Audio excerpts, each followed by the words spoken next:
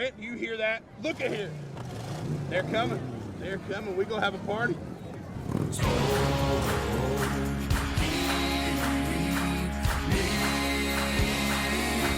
talking good on barbecue. Hey guys, super excited. This podcast is with MMA fighter Tim Johnson. Tim was here in the studio, first in-studio guest that we've released to you guys. Great conversation. We talk about pig farming. We talk a little bit about cattle farming. We talk about UFC. We talk about some of the greats that Tim's battled.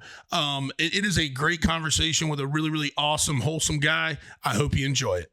Hey, welcome everybody to the Old Boy Podcast. This is our first in-studio guest, episode 5. Just so happens to work out.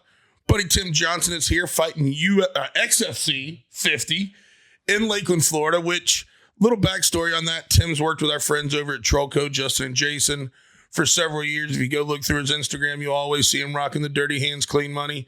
Not just rocking it because it looks cool, it's because the guy lives the fucking lifestyle.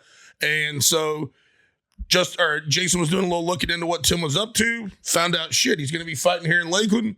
We got a podcast we just launched. Why not get him in studio? Tim, thanks for the early morning and coming and joining us, brother. No, absolutely. Happy to be here. And yeah, it's the first like real in studio that I've done. So let's give it a try. Yeah, no, awesome, man. Thank you.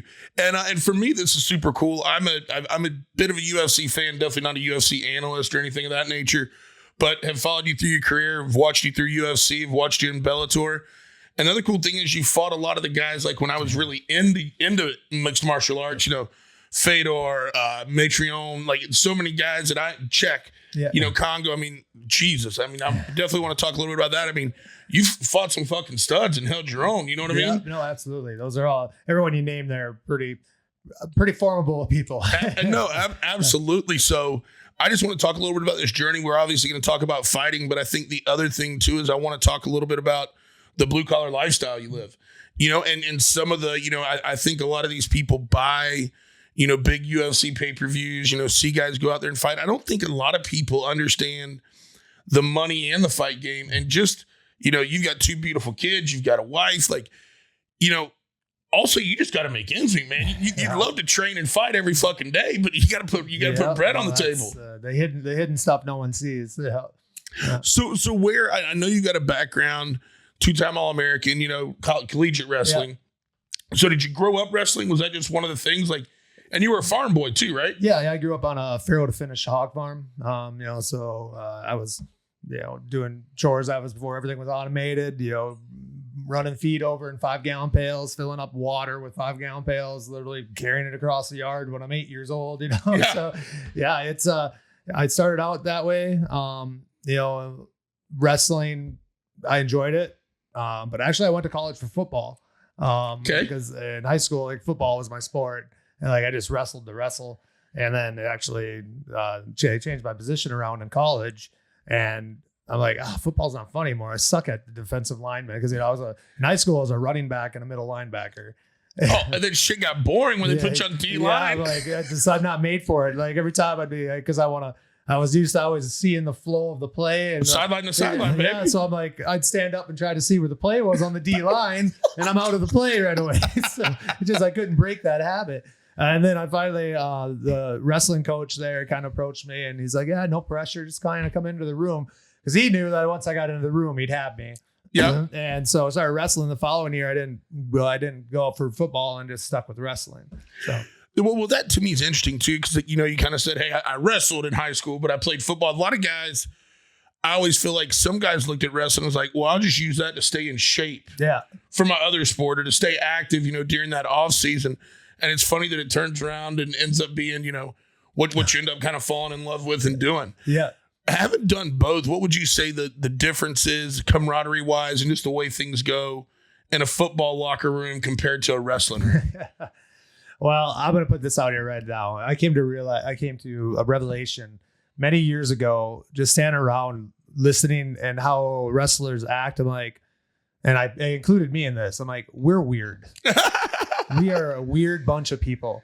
Yep. That's fine. But we like just come to grips and just make sure you know that we are weird. Well, you know, it's just one of those things too. Like it's a unique situation, kind of like fighting where one, I feel like one of the reasons I liked wrestling, and I just wrestled a couple years in high school and junior high was, man, there ain't no one to fucking blame. You go out there and get your ass pinned. I mean, that's on you, brother. It ain't like I was a baseball player, so it's not like the shortstop kicked the ground ball and winning run scored. Like, no, buddy, you got stuck. You just straight up got stuck. No, that is. I mean, there's that team aspect of it. Like, you don't want to go out there and get pinned and let the team down on a team score. But I mean, ultimately, that's everyone's argument for years is like, I mean, wrestling's the ultimate grow up sport. That's a great way to put it. Like, it puts responsibility on you. Like, you got a seventh grader. Well, that's not every state. Minnesota, you can wrestle varsity from seventh grade on.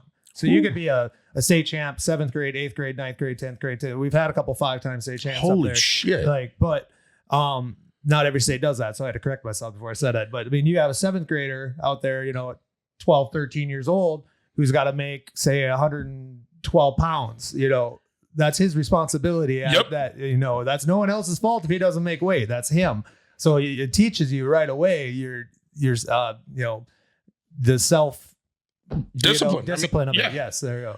Well, but I mean, you think about that too, man. That's a lot of weight at 13 years old. You know what I mean? But at the same time too, like, I think that's a lot of where this world's become really pussified, is not putting that kind of responsibility on kids at a young age. You know what I mean? Like, no accountability, no consequences. Like, oh shit, mommy and daddy will fix it for you. Guess what? You missed weight. Mommy and daddy ain't fixing that shit. Yeah, no, that's 100%. And what we're finding about with like a generation is, I'm from a very small area.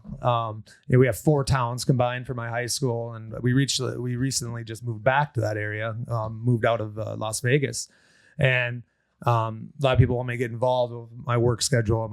It's kind of tough, right? Like, being a head coach or assistant coach in wrestling. Sure. That's a lot of time you got. And the stipend's not real lucrative for it either. Yeah, it's not. But we have plenty of bodies in our school district. I mean, it's not huge, but the kids just aren't doing anything anymore. Well, and that's interesting. I feel like, for like in Florida, when the little bit of wrestling I did, it was like, once again, it was like a kind of a stay in shape kind of sport. It was, Florida's not known, but man, I went up one Christmas break, a buddy of mine that had moved back up to Ohio to where he was from. And dude, I went up there and rolled with those guys. He went to school at St. Edward's, and back in those days, they were always like one of the top 25 wrestling teams in the country. And I want to say, like, they're starting 13 kids, like 9 were going D1. Yeah. And I went up there for 2 weeks and got the ever living shit beat out of me. But it surprised me that just rolling with those guys the whole Christmas break and then coming back here, how much slower these guys were. Like, how much faster I could operate, and how I was seeing things a lot quicker than I ever saw them just rolling against the same, fucking scrubs. It's absolutely, it's the same thing as, your gym that you go to, your training partners. Your coaches can do so much for you, but iron sharpens iron. Absolutely. So, like, if you're, for like, it was probably like 3 years there, Francis Nagani was like main training partner. That's where my career actually kind of took off. Yep. He had a resurgence. Like, he was tough. Like, he was hard on the body in the practice room. I can tell you that. Like, yeah. He definitely had. He didn't understand half speed real well. Yeah. Even if it was half speed, he's so big and powerful. It doesn't like just stuff that he does in weird positions. And it's like, oh man, yeah. Like, I still got a friggin' pulled hammy from him 3-4 years ago. But yeah, it's just it's the people around you that you work with. So, I mean, there's where the team aspect also comes back into it. Absolutely. Yeah.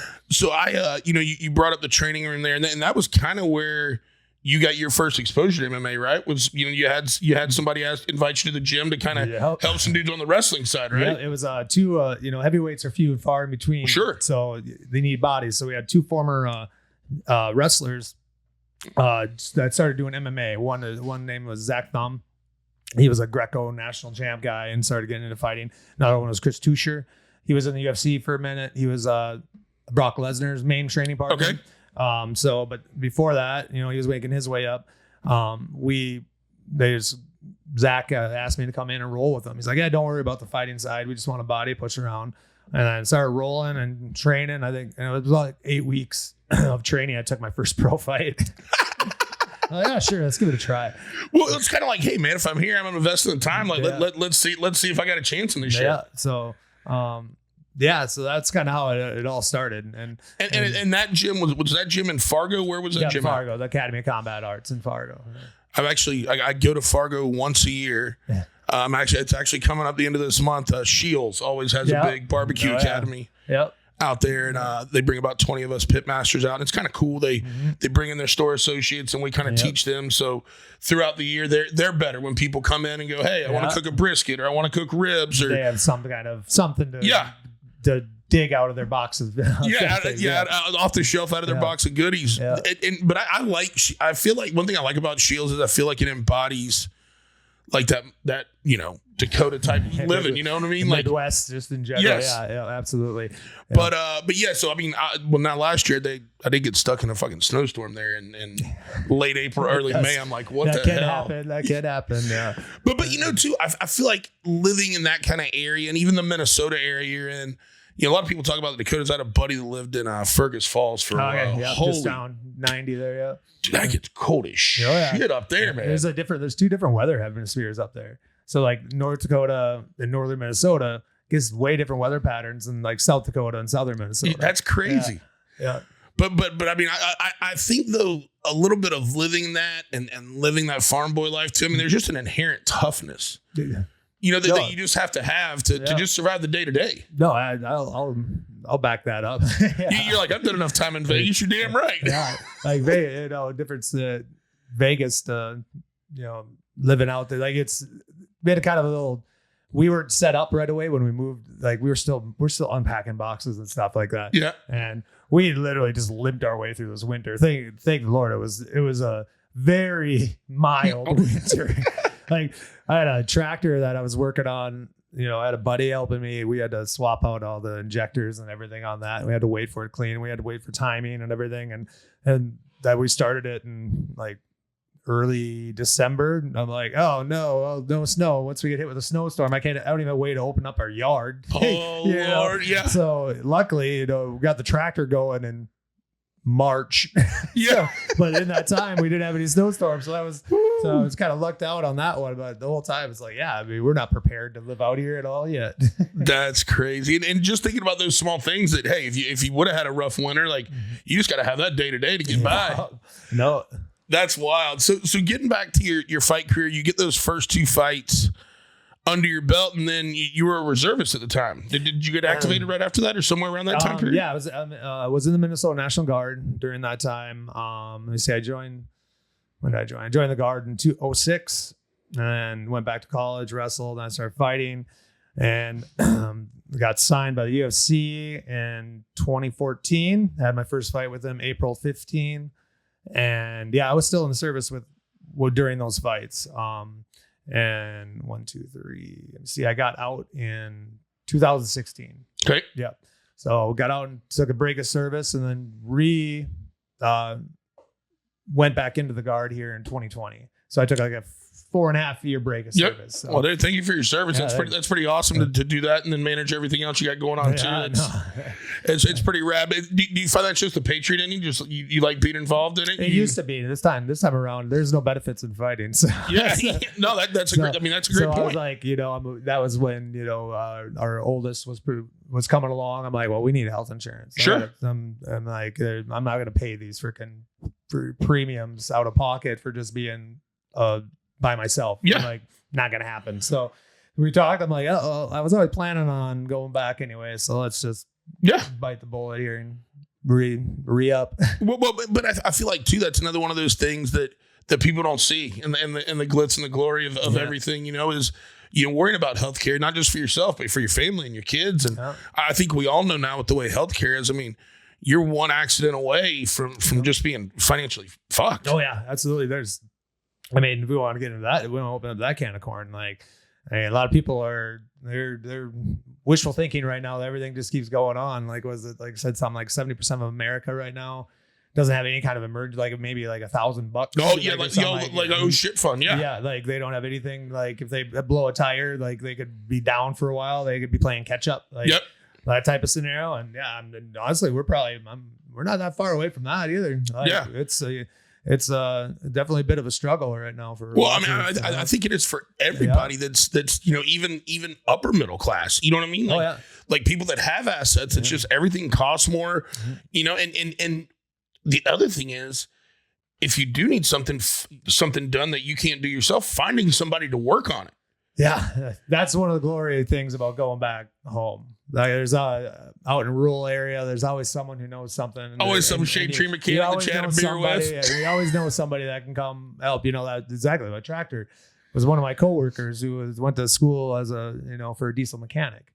Well, he didn't want to be a diesel mechanic, and then he was a spreader operator. He was a sprayer for the co-op, and he came and worked on the tractor with me. Gave me perfect. This works out. How much you want? And he's like, $100. I'm like, okay, here you go. Even better. Let's go. Yeah. So that's the kind of a nice way of working out there. And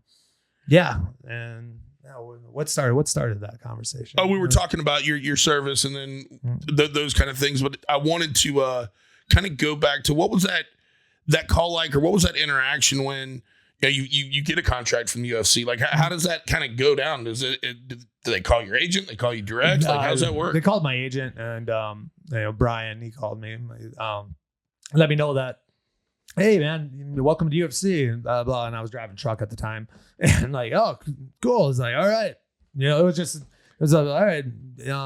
Let's make it happen. Find me a fight. Yeah. It wasn't like grandiose or anything. It was like almost kind of expected, I guess. And I know you fought UFC, you have fought Bellator. Compare and contrast the two organizations. Was there one you liked better than the other? Why? Because for a time there, I felt like Bellator was putting out a superior product to UFC, like just a more entertaining card at times. Yeah, well, that's saturation. All those fight nights and everything that UFC, they run 3 cards a month. Yeah. They're not all going to be winners. Yeah. Well, I thought it was crazy when WWE back in the day started going to 1 pay-per-view a month. I'm like, holy shit, how's the wrestling game going to keep up with this? And then, UFC, it's like, damn, you feel like there's a fight night on ESPN every Friday night. No, absolutely. There is pretty much. Yeah. No, I'd say the big differences, UFC has a lot of good people working for them. Like I can still grab my phone and talk to some people and maybe make some backdoor deals to get like tickets or some stuff like that. But overall, like with Bellator and UFC, the biggest difference, and I'll kind of trickle down on each of the statements here. If I had a major problem with Bellator, I could get a hold of Scott Coker. I could call the top tier guy and talk to him. I would never ever be able to talk to Dana White, get a hold of Dana White. Yeah. Like I was too low on the totem pole. Sure. Like in all kinds of reasons. And when another reason, financially Bellator, that was a good decision. Yeah. Yeah. Made a lot more. Bellator gave me the ability to fight full time, not have to have a side job. Yeah. My whole time in my whole UFC career, I at least had 2 jobs. I was driving truck and I was bouncing at a strip club. So I did that my whole UFC career on top of guards, on top of everything else. Yeah. Luckily I didn't have a family when I was in the UFC. Right. Legitimately. And Bellator, it's kind of a little more, it's smaller. So, they know you're not just a number, your name. You're not just more of a family feel. Yeah. Yeah. So I'd say that's like the main differences. I have no ill will to UFC. There's more corporate, I guess would be the way to say it. Well, and now, it's such a machine, being owned by, TKO Endeavor. And, it was interesting. Was just at WrestleMania last weekend. Not a huge wrestling fan anymore, but do some stuff with some guys that are still in the business. But there's something about going to WrestleMania that's just cool as shit. You know what I mean? Yeah. But man, it's so interesting to watch now that they're owned by the same company. Like it almost like if you'd have stripped away the wrestling part of it, like the ring, the arena, all the advertising, like it looked like, and just take an octagon out, put a wrestling ring in, and it looked very identical. Yeah. I just hope like when it's shit like that you grew up on, like you hate to see it turn so damn corporate. Yeah. You know what I mean? Yeah. Well, that's why they sign. I think you're going to see lots of crossover type stuff here eventually. Like, I'm it's for not sure. started. It really hasn't started yet, but I think you're going to see a lot of MMA fighters over here. Everybody thought it was a big deal when Brock did it, but I agree with you. I think it'll become more commonplace here in the and if you think about it, I mean, if a UFC fighter's got a great reputation, a great fan base, and you just don't want to eat punches anymore, and I mean, it would be a great crossover but at the same time, I mean, you're still going to put your body through some shit wrestling. That's I'm like any wrestling fan, like. I came to grips of it a long time ago. Like, obviously, it's not real. Yeah, the outcome is known, but I'm like the actions, the moves that these guys are pulling, the jumping off the top, are like that's beating up the body, man. That's real. Yes, it's 100%. So did you grow up liking pro wrestling? I did. Well, I mean, kind of that Minnesota Dakotas. I mean, those are all. I've always heard they were like, man, that Minnesota like them fans were rabid. I heard a rumor, and like pro wrestling got its start like in Minnesota. Yeah, Vern Gagne, I believe, was a huge influence on it. Yeah, so that's always what I kind of went off of. Like, it started here, then took off, East Coast basically. Yeah.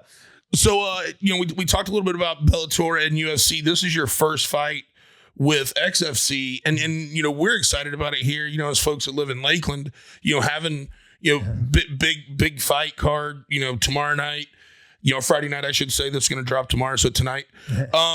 But and I know this is your first fight with him. What's the experience been like, just getting the fight booked, preparing, travel, all that stuff? How's it been working with him? Working with him has been fine. The travel was a little sketchy, I guess. What was it? Monday morning, my agent, they contact you about your flights yet? I'm like, not yet. It's like, what? I'm like, yeah. So, but I got flights booked on Tuesday. So, I made it here. We're good. When did you get into town? Yesterday? Yesterday. All right. So you got in on Wednesday. Yeah. And then obviously you've got weigh-ins a couple hours after this interview. 2:00 here. So how you said you got a pound to. Yeah, one more pound to walk off. That's we're gonna dig into that, man. Yeah, that was a year. I didn't fight for a year. New Bellator was getting bought out. Yeah. They didn't re-up my contract for reasons that they're getting bought out. Yeah. So it was crap. We gotta pull up shop. We gotta move back to the farm. So got a little plump. Yeah. So when you started cutting for this fight, what were you at? Like 297. And you weigh in is what, 266. 66. Yeah. All right. So I mean, you had some work to do. Yeah, and I'm not working. My only job is not just going to the gym every day. Yep. Yeah. So it was a little bit of a shock again to get because basically I had to work out like I did back my UFC days, but now I have time that I have to commit to my my house, my family, my kids, my daughter, my wife, and got to make sure that I'm home for them as well. So I'm curious. We just dropped a podcast yesterday with Bryce Mitchell, entertaining guy. But he does a lot of that farm training. Yeah. So did you utilize any of that, just working out around the farm or anything of that nature? Not really, because my job was at the time when it started was. I was working for a co-op, so I'm a custom applicator, go out, spread dry fertilizer, throw down anhydrous and all that kind of work. And then when I knew I had a fight coming up, I'm like, oh, crap, I got to take a lot of time off. I'm like, this is a full-time job. So I kind of had to walk away from that. Just it's not fair to the other employees for me taking off weeks at a time while they have to go to work. So then I started hauling livestock. Go back and that's fun. Hey, when you can grab gears, you can grab gears. It's always good to have that to lean back on. I know. Then I'm finally not driving a governed truck, having a nice 379 Peterbilt, 90 miles an hour down the interstate. Catch me if you can type deal. That's 104,000 pounds. Yeah. That puts a little lead in the pencil, boy. Exactly. But you want those pro rates. I love it. So but wrestling around with some steers and some hogs, you can definitely break some sweats that way. Yeah. So, I mean, it's just been going to the gym. Mankato, Minnesota is about an hour and 20 half away. It's about the closest MMA gym. So I've been doing round trips of that. So that's 3 hours a day commuting just to get workouts in. And I went out to Vegas a couple times just for a week, and then came back for a week, then went back for a week just to get the bigger bodies, the more, Sure. said, iron sharpens iron type deal. Yep. And I was able to keep up with all those guys just fine. Yeah. So I'm like, all right, we're good.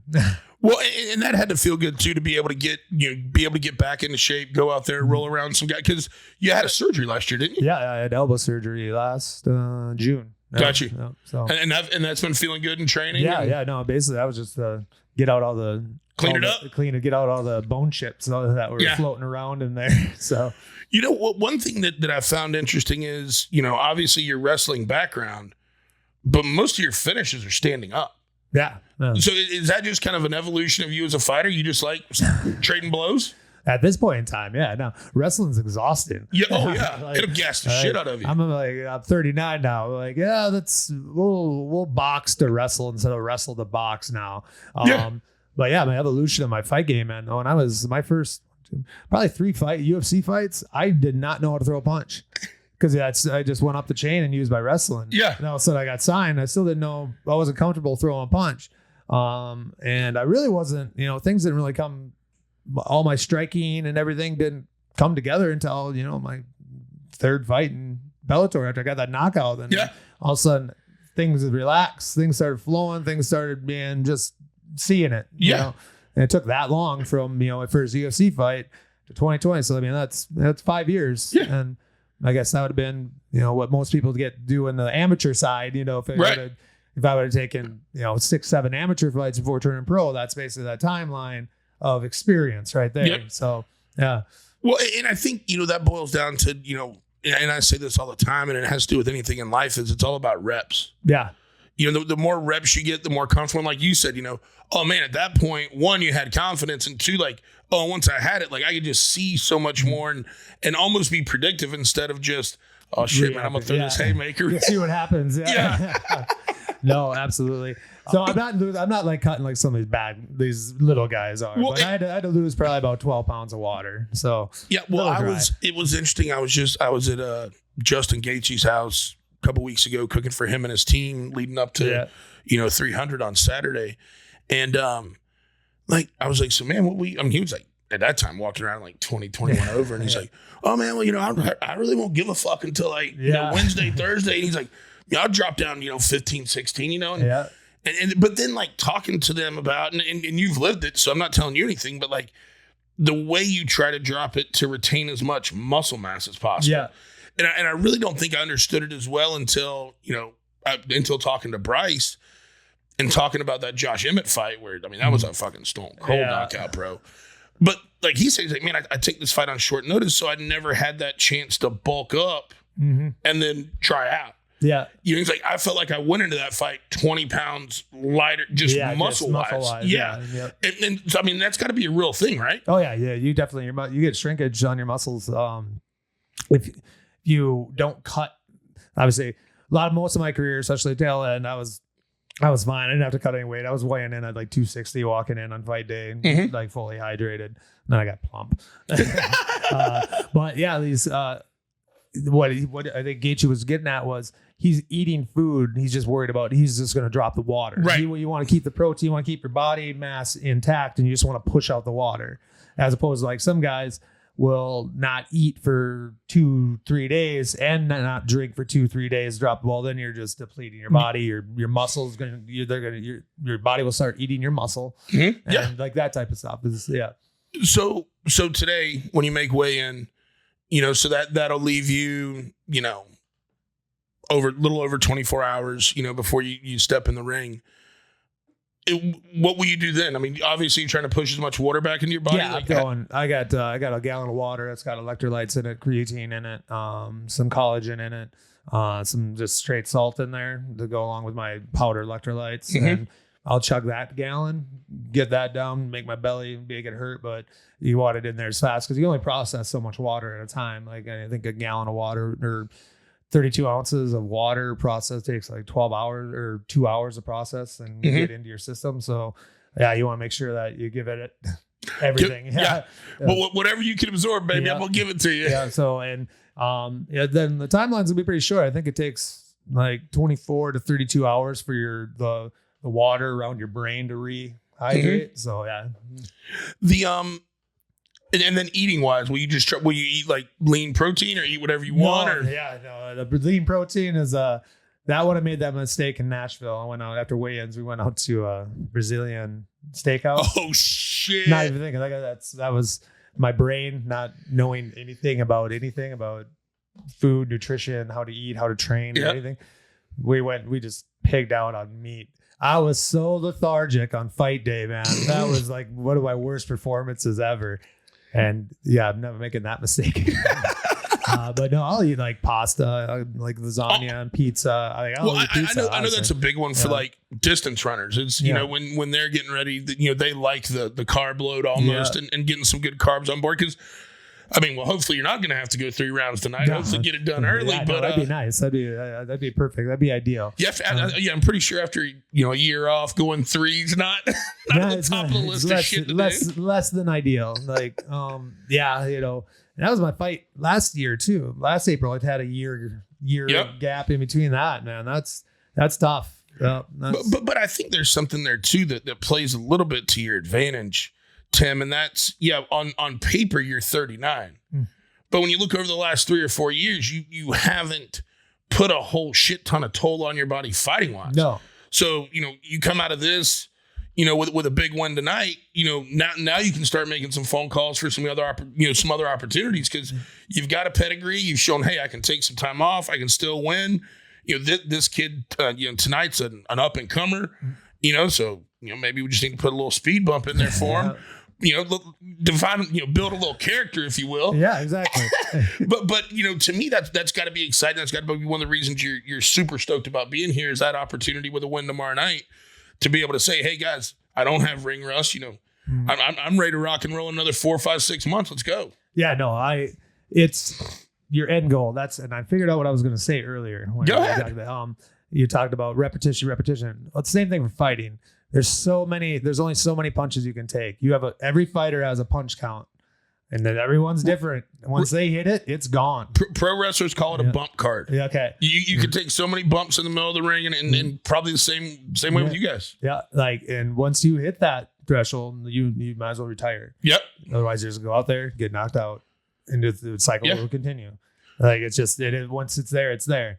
I don't think I'm there yet. So I still can eat a punch. Yeah. But, I think realistic goal, I think 4 or 5 more fights, then we can really start thinking about it. But that's not 4 or 5 fights with a year gap between. Right, for sure. Let's start rattling these out. Well, and I think there's some cool other things out there too. Obviously wherever Bellator and PFL, fall out with their thing, but pretty good friends with Chad Mendez, and I know him and Eddie. He's done a couple of the bare knuckles fights, and seems like those guys pay pretty well and do a good job of putting a good product out. The show is pretty. It's something. The atmosphere is pretty nuts. I've been talking to bare knuckle for about 8 months now, like back and forth, and it's lukewarm. Yeah, I feel like a lot of places are that way with me right now. Like they just, I don't know what kind of product you're gonna have. So like it's kind of like this is kind of a big opportunity. Yeah, I need to go perform. It's a test run. So now, do you feel and I would feel like a guy that doesn't have as many fights as you, 25 fights, that could be a lot of pressure, but at the same time, there's got to be some excitement. I know. I think it's more of a chip on my shoulder. I'm like, I've already proven myself. Why do I need to keep fucking proving myself again? I love that. I'm usually pretty happy-go-lucky, like with my opponent and stuff. And at the event, I'm actually kind of pissed off. Like, why am I down here and the fucking guys I beat are in the fucking PFL tournament? Yeah, like that irks me. Guys that got caught cheating that have been tested positive multiple times. Well, they're in the PFL tournament, but hey, not me.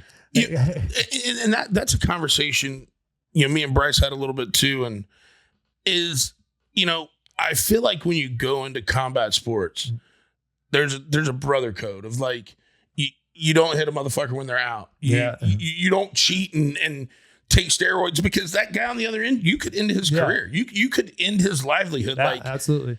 To me, like that is so selfish. And you can tell the guys that have done it clean, because going back to speaking of chips on their shoulder, they talk about that shit with true conviction. Yeah. You know what I mean? Because I would think that's fucked up. You know, just like steroid era in baseball or whatever you want it to be. Like, you know, that's one of the things I love about my buddy Ken Griffey Jr. I mean, he's like, shit, nobody ever asked me if I took steroids. Like, I skinny till I got a little more plump at the end of my career. He's like, I hit 630 home runs without any help. He's like, hell, I hardly worked out. I know. Yeah.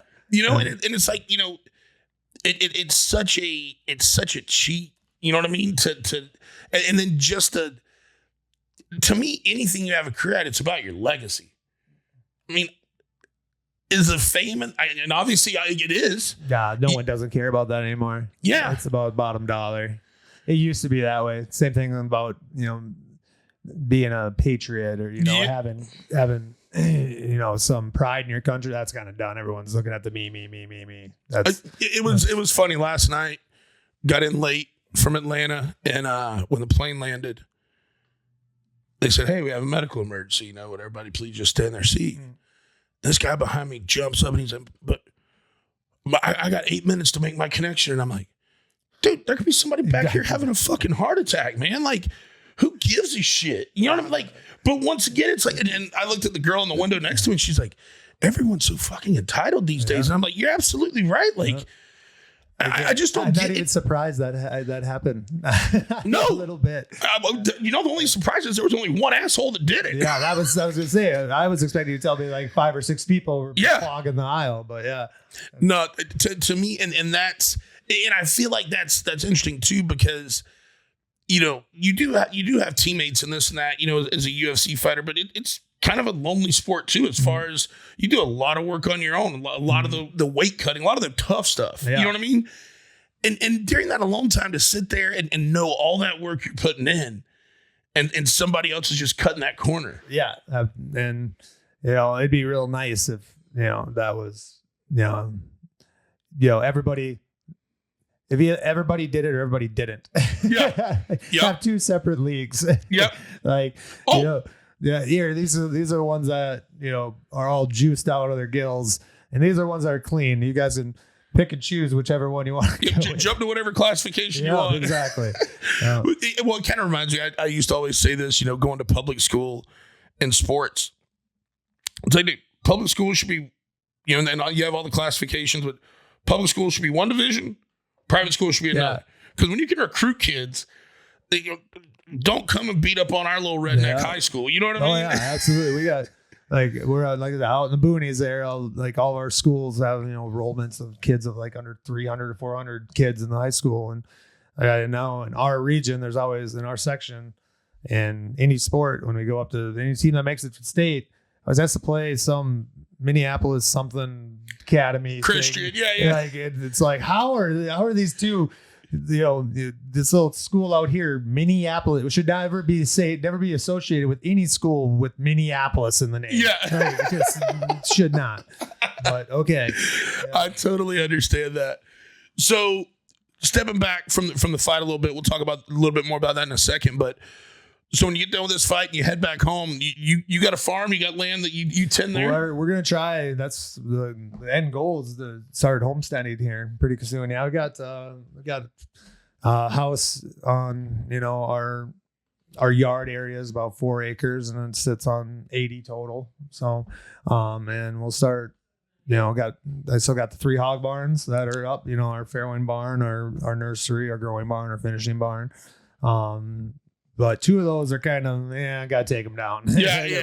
Pretty rotten.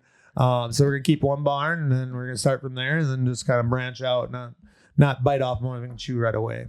Well, you know, to me, that's an area I want to talk about a little bit more. Obviously, being a barbecue guy, I care about the meat supply in this country and what's going on with it. And I think we're seeing a huge movement, you know, away from the corporate farming and people wanting to find, you know, folks like yourself that, you know, are taking and raising these animals humanely, you know, thinking about the end product and the quality of product.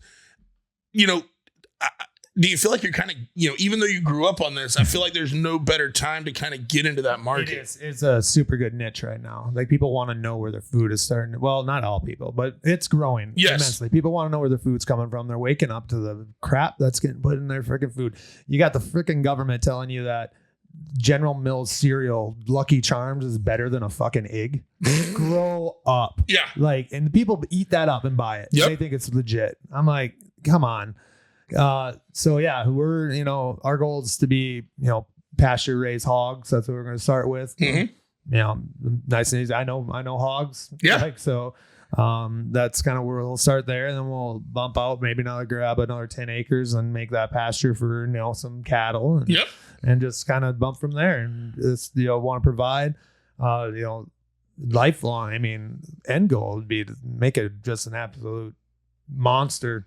Like, get all those 80 acres, have all kinds of animals across all of it, have my own processing area up there on the yard, have my own packaging up there on the yard. Absolutely. Have it all just straight, literally farm to table. Yeah. Well, and I feel like, that's one of those things that, fighting has given you a platform that kind of gives you a built-in market for that before, you wouldn't have to market as much. Yeah. Is what I mean. You've got a great story to tell, farm boy goes off, fights, never really leaves the farm after the fight career is over. Picks it back up. And it was interesting. I was having a discussion when I was in Atlanta this week with a meat processor. Actually, I didn't have the discussion. My buddy that went and picked up the meat did, but I thought it was pretty cool. He shared it with me. And it's his husband and wife, Lily Hill Farms outside of Atlanta. And, they were just raising cattle, finishing it and shipping it off. And they're like, what if we just invested in processing it ourselves? And they watched think about, you go from making $1,000 a head to 8, 9, 10. Yeah. That's with livestock. That's especially even if you're doing it, pasture raised, old school, very hands-on, unconventional farming. Your hidden cost is getting that thing processed and packaged. Like that's probably 80% of your profit losses right there. And they're doing some cool things too, because right now I think, and it's funny, I go back, being 47 years old and think about, grew up on, we lard fried everything, man. You know what I mean?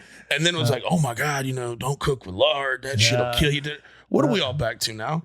Tallow, visceral fat. You know what I mean? Like, and that's where they're finding a ton of margin at too, is they're taking these organs and actually cooking down all the visceral fat off of them and then making just this super enriched, like tallow that people love because of all the health benefits. Yeah. So really taking that animal and looking beyond the ribeyes, the T-bones, the briskets, and actually utilizing the whole thing. And that's one of the things that's always impressed me about true processing facilities is, you go into a hog facility. I remember once I was watching them cut the aortas off the heart. And they're like, oh, well, we sell them to medical research companies. Like, and it's just like knowing all those different pieces of the animal that can help offset, some of that cost. Well, where the best meat is on a hog, right? You tell me what you think. Cheek meat. Always. Yeah. I tell people all the time, gators. Yeah. They're like, oh man, gator tail. I'm like, bitch, you ever had gator cheeks? Dude, it is like it's almost like a little bit of like lobster / crab. Okay. And a little bit of chicken texture thrown in there. That's what I was told about people up in the Midwest. I'm like, it's kind of seafoodish, I guess, like the meat color, how it is. So like, I don't know. I like gator. Well, next time you get to Florida and you're not cutting weight, we'll have to cook some gator together. Absolutely. Deal. Yeah, that's a deal. Yeah, but it is that cheek meat once again, because a lot of times, those cheeks they're used so, a lot. Yeah. And so, it just helps kind of tenderize. Yeah. But yeah, it's funny you said that. Yeah, that's the best meat on the hog, and you never gets seen. Yep. Unless it gets mixed in with some head cheese. Yeah. But that's about it. You're never gonna really see it. and as soon as you say head cheese, people are like, well, I could get it's the gelatinous look of it is what it is. Yes. The flavor of all of it is like if you pan fry it. Yeah. It's a texture thing for sure. Yeah. But a lot of nutrient and a lot of protein to come out of those organs, man. Organs are the best part for you. Yeah.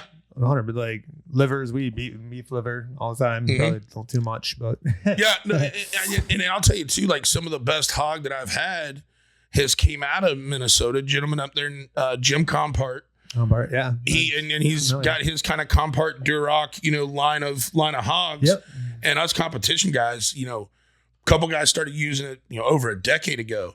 And Jim and his wife couldn't be, they're older in life, but love that farm. Yeah. And they come out to, some of the bigger barbecue competitions and see all of us. And it's like, how can't you support that, man? A good family farm that's doing the right thing, putting out quality product. I think our mixture, if I remember right, because it was a long time ago, but I think we had a Yorkshire, Duroc, and Hampshire mix. That was our mixture that we felt we got the best quality of meat out of those basically cross. Yeah. No, and for you people that maybe don't understand or don't look at pork like me and Tim do, you rarely see a good pork chop in the case with that just beautiful marbling. No, it's disappointing to almost go to see the supermarket because I know how good pork chops are. Yes, I'll take a good pork chop over a steak almost any day. But it has to be a good pork chop. You beat me to the punch. So let me tell you how I've been doing mine. So I'll take the full bone-in loin and I'll smoke it at like 185 till it hits probably 130, and I'll cool it down, let it sit in the fridge overnight. So the next day, when it comes to do the event, I'll chop all of them into chops, season each side, and then get my grill screaming hot, 500 degrees, and bring it back. And, and the thing is, when you got pork that good, don't cook that shit over 145, bro. Don't kill it twice. A little pink and good pork is delicious. That doesn't matter. Yeah, that people are like, oh, no pink. That's fine. But if you got just a little tinge of pink, that is a perfectly cooked pork chop. Tim, ain't nobody died of trichinosis in 100 fucking years. Right now. Let's get over that shit. That's why you're not supposed to eat raw or drink raw milk either. Yeah. Right? Like, when's the last time someone's got actual sick from? Yeah, exactly. No kid. Well, I get excited talking about pig farming and beef farming and that kind of stuff because it really is something we need more of in this country. And I think we're only going to see, I don't think in my lifetime we've ever distrusted our government and large corporations more. They deserve to. They've laid their bed, man. Yep. Now they got to lay in it. They brought it on themselves. Yep. I don't trust anything the FDA puts out. I don't trust, this is safe. No, I don't. Why? Because sawdust. There's sawdust in there. Why are we eating sawdust? Like, shit, that's like the nicest thing I've mentioned that's in food. Sure. No, it's all. And when you look at it, it all reverts back to corporate greed or somebody getting put over. You know what I mean? The simplest way to put it, like when people are defending, I'm like, I'm sorry, one side of the aisle that used to be is not what they used to be anymore. They're defending big corporations, big pharma, they're defending them individuals. I'm like, okay, well, let's just go across the sea. We always like using European as your go-to. Oh, well, over here, so for the gun violence, okay, well, they're banning all this food. Why do you ignore that? Yeah, they're banning that food, but it's fine over here. You're gonna defend it and act like that's not what's really the problem. Okay, cool. Yeah, no, I worry about our food supply a lot because especially when you look at like pork. I mean, it happened years ago, but I mean, Smithfield's owned by a Chinese company. Yeah, I've hauled a lot of Smithfield hogs. When I lived out in Vegas, when I had that 1 year gap, I'm like, well, fuck, I got to have income. I mean, we already got kid on the way. I'm like, we got to freaking make sure I have food on the table for my pregnant wife and my daughter. So yeah, I made runs from Vegas up to Utah. Utah is where they have all their barns, and it's just barn as far as you can see. It is nuts. Yeah. And it's all Smithfield. And then they go down, but now that was Farmer John's slaughterhouse down in LA that closed now. So that used to be the run. You'd start in Vegas, go up to Utah, load them, and go down to LA and unload them. But yeah, they're high quality. Yeah.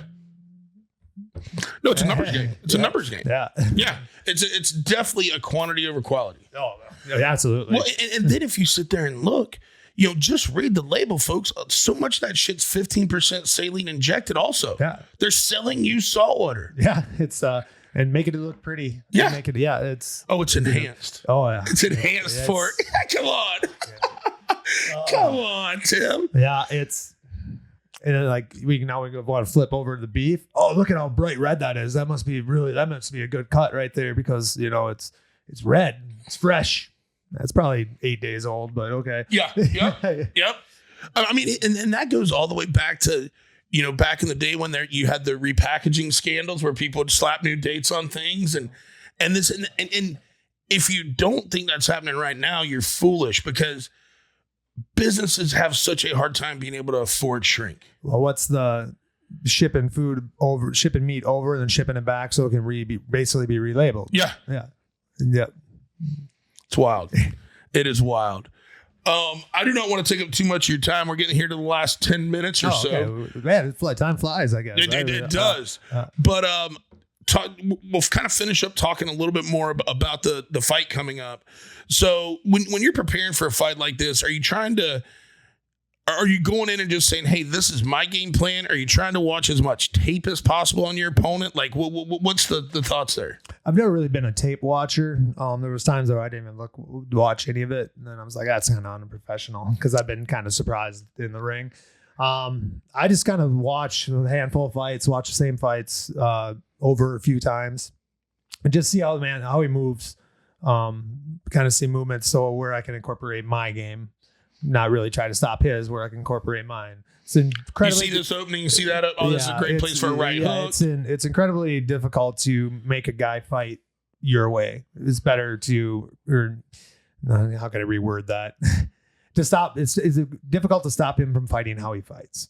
So the best way is to roll with it and implement how you fight with the counteracting the way he fights essentially.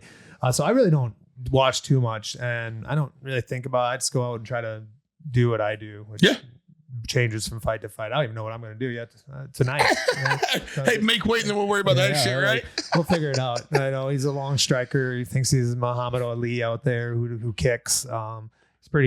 He's young. He's 30 years old, but the MMA game, he's a kid. Yeah. He's pretty arrogant, pretty cocky, and hopefully I can use that to his advantage. I don't care about it. I don't really get involved into the beat your chest. This is not what I do. Like I remember when I fought Fedor, like they when they're doing like our little interviews right there. Okay, now I want you to say, I went and beat Czech Congo in his home country. Now I'm gonna beat Fedor and yours. And I'm like, I kept laughing.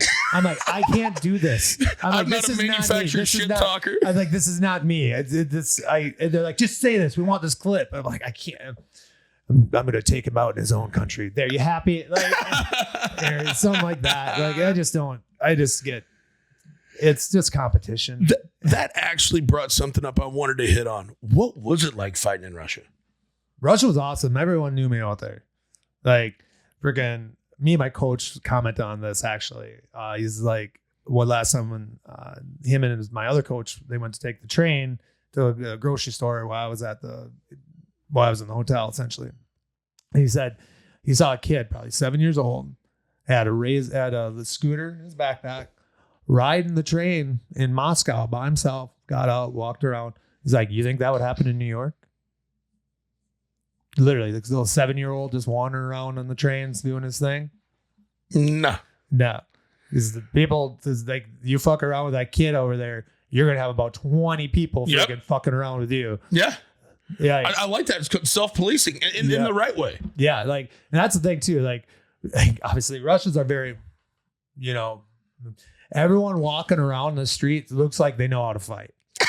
Like they look like they're cocked and ready to go at a moment's notice. Like it's a little like that.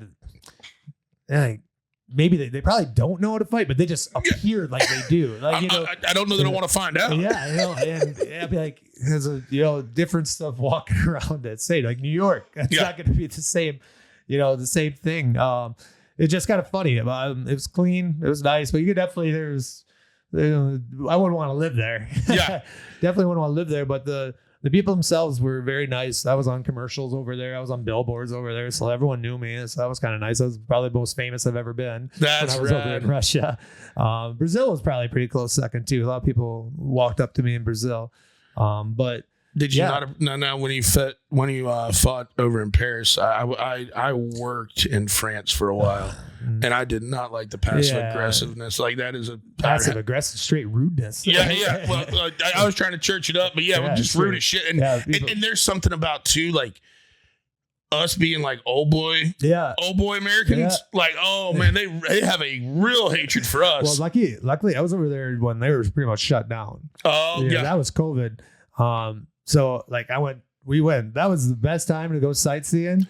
It was empty. Yep. I made it from the bottom of the Eiffel Tower to the top in about 5 minutes, and the whole Louvre. I got to walk through the whole Louvre in a day. Like hit every floor, every wing, everything. Like that. Could you do that? Sightseeing. Yeah, I mean, just the amount of stuff because no one's there. Yeah, like you're by yourself walking around all these places that people wish to go in a lifetime. So I actually didn't take that for granted. I'm like, I'm getting to walk around basically all this stuff that by myself that people don't get to see, that want to go see, that don't ever get to. So, I took that. That was actually a real cool trip. I forgot about how the things actually did do. And, the skull combs underneath the city there. Yeah, that was creepy. Yeah, very. Yeah. So, yeah. And then going back to Russia, how was it fighting Fedor? I thought I wasn't letting the star and all that get to me, and like the walkout, I was like, holy shit. The building was packed. They're all Fedor, and started going, what if I knock him out? Then someone going to come talk to me? Am I going to get out of the country?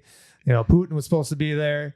He didn't end up showing up, but he was supposed to be there because him and Fedor are friends. That's like some real life Rocky IV shit. And we had a game plan for him, and I just threw it out the window. And I fucking went absolutely off script. So fucking, they're like, "What was that?" You're like, I can't tell you really. I don't really know. I got involved. I kind of wanted to get out of there. I'm like, I don't want to be in here. I want to knock him out and just leave. Yeah. And I'm not a knockout artist. He is. So. Well, but still, I mean, to be on that stage in Russia fighting one of the greatest of all time, I mean, that's a hell of an accomplishment right there, just to be at a point where you're in the ring, and everybody knows you're a formidable opponent. You know what I mean? That's cool as shit. Yeah, no, I mean, like I said, I would like to have that fight back, but it's what it is.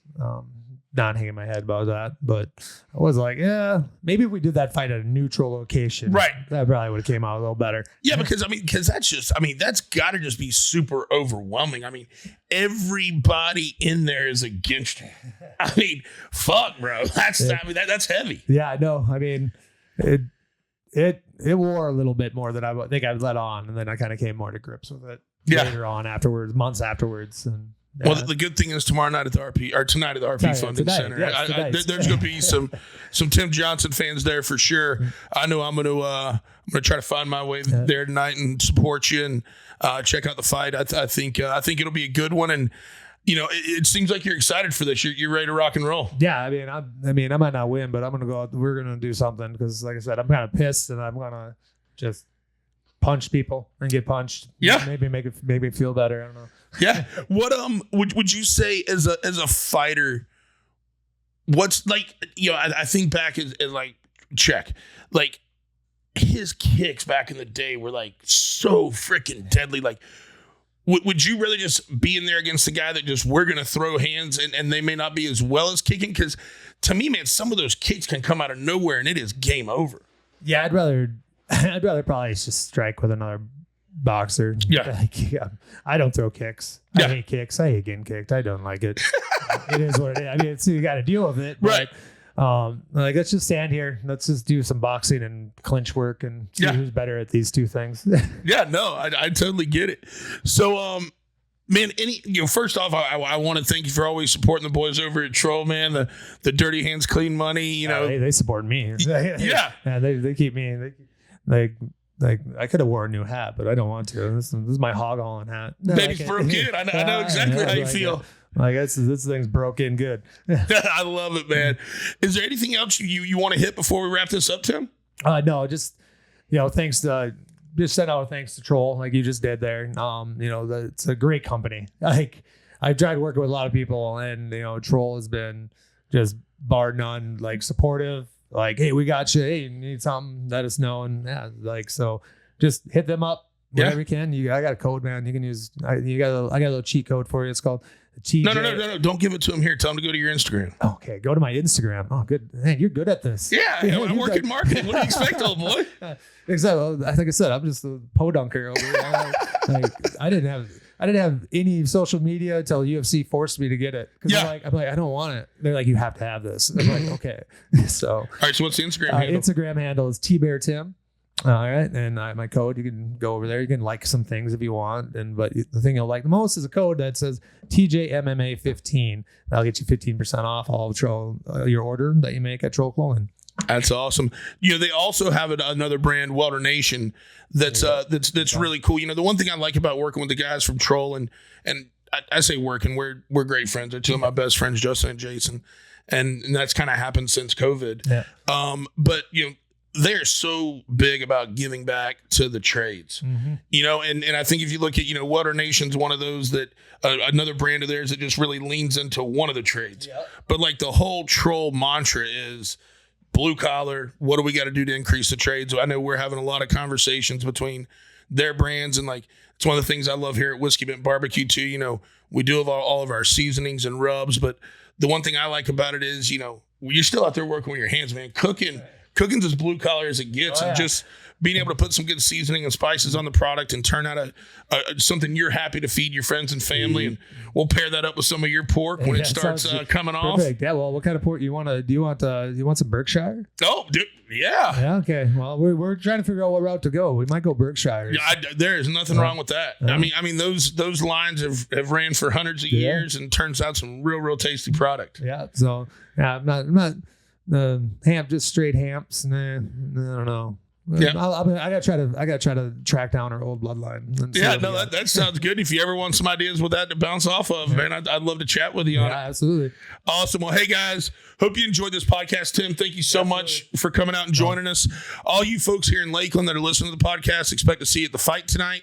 And for those of y'all that aren't, make sure you follow Tim over on Instagram. Also, keep up with the fight tonight. And Tim, we wish you the best of luck, brother. All right, thank you for having me on. It's been fun. All right, guys, that's another Old Boy podcast. Thank you so much for tuning in. We will catch you next week. Thank you so much for listening to the Old Boy podcast. Please subscribe, like, set your notifications, whatever you got to do to make sure you're getting the latest episodes. Also, feel free to go back, whether it be YouTube, Spotify, Apple. Get some of the past episodes, check those out, and always feel free to check out our socials, Old Boy Podcast. Thank you so much.